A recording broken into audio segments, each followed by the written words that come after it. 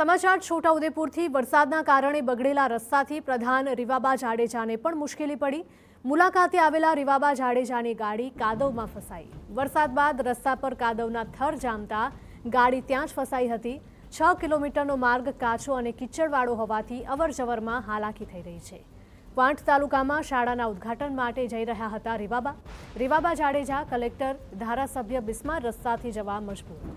ગાડી ફસાઈ જતા રીવાબા મામલતદારની ગાડીમાં રવાના થયા હતા। જેસીબી વડે માર્ગ પુરાણ બાદ તંત્રનો કાફલો માનુકલા ગામે જવા રવાના। તો હવે એક બાદ એક એવી પણ ઘટનાઓ સામે આવી રહી છે કે સામાન્ય લોકો જ નહીં પરંતુ પ્રધાનો અને મંત્રીઓ પણ વરસાદના કારણે થતી હાલાકીમાં ફસાઈ રહ્યા છે। આ ઘટના સામે આવી છે છોટાઉદેપુરમાંથી। વરસાદના કારણે બગડેલા રસ્તાથી પ્રધાન રીવાબા જાડેજાને પણ મુશ્કેલી ભોગવવાનો વારો આવ્યો છે। મુલાકાતે આવેલા રીવાબા જાડેજાની ગાડી કાદવમાં ફસાઈ ગઈ હતી। વરસાદ બાદ રસ્તા પર કાદવના થર જામતા ગાડી ત્યાં જ ફસાઈ ગઈ હતી। 6 કિલોમીટરનો માર્ગ કાચો અને કિચડવાળો હોવાથી અવરજવરમાં મુશ્કેલી પડે છે। ક્વાંટ તાલુકામાં શાળાના ઉદ્ઘાટન માટે રીવાબા જ્યારે જઈ રહ્યા હતા ત્યારે રસ્તા વચ્ચે જ ફસાયા હતા। રીવાબા જાડેજા કલેક્ટર ધારાસભ્ય બિસ્માર રસ્તાથી જવા મજબૂર બન્યા હતા। તો ગાડી ત્યાં જ ફસાઈ જવાથી રીવાબા મામલતદારની ગાડીમાં રવાના થયા હતા। જેસીબી વડે માર્ગ પુરાણ બાદ તંત્રનો કાફલો માનુકલા ગામે જવા રવાના થયો। તો આ ઘટના છોટાઉદેપુરમાંથી સામે આવી રહી છે કે ખરાબ રસ્તાઓના કારણે સામાન્ય પ્રજાઓ તો પરેશાન થાય જ છે પરંતુ પ્રધાન રીવાબા જાડેજા પણ મુશ્કેલીમાં મુકાયા હતા। વધુ માહિતી સાથે અમારા સંવાદદાતા જોડાયા છે મકબૂલ જણાવશો કે આ ઘટના છોટાઉદેપુરની છે। સામાન્ય લોકોની સાથે સાથે હવે પ્રધાનો મંત્રીઓને પણ રસ્તાના કારણે હેરાન થવું પડી રહ્યું છે।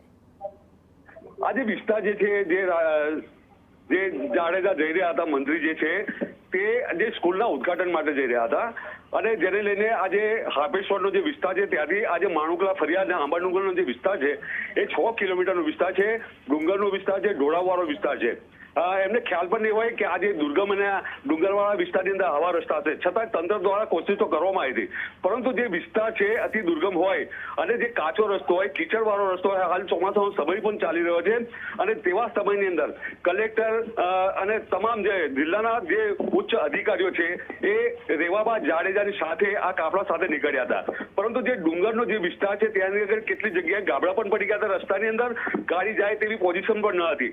તેની પોતાની જે ગાડી લઈને નીકળ્યા હતા અને ત્યાંથી જે રસ્તો બિલકુલ ઢોળાવવાળો આવ્યો હતો ત્યાં તેમની પોતાની ગાડી તે ત્યાંથી પસાર થઈ શકી નથી અને જેને લઈને જે મામલતદાર છે એમના મામલતદારની ગાડીમાં બેસી પસાર થયા હતા। આજે લોકોને ત્યાંના લોકોને જે મુશ્કેલી તો નડી રહી છે પરંતુ આજે મંત્રીએ પણ આજે વિસ્તારથી વાકેફ થયા છે, લોકોને જે હાલાકી પડી રહ્યા છે તેનાથી વાકેફ થયા છે। જે તાત્કાલિક યુદ્ધના ધોરણે ત્યાંથી આજે જેસીબી મંગાવીને રસ્તોને સીધો કર્યો હતો, ત્યારબાદ આ કાફલો છે એ કાફલાને ત્યાંથી પસાર કરવામાં આવ્યો હતો અને જે કાર્યક્રમ છે ત્યાં આગળ પહોંચ્યા હતા। બિલકુલ મકબૂલ, માહિતી બદલ આપનો આભાર। તો છોટાઉદેપુરની આ ઘટના છે કે જ્યાં મુલાકાતે આવેલા રીવાબા જાડેજાની ગાડી કાદવમાં જ ફસાઈ ગઈ હતી અને વરસાદ બાદ રસ્તા ઉપર કાદવના થર જામતા હાલાકી પડી હતી।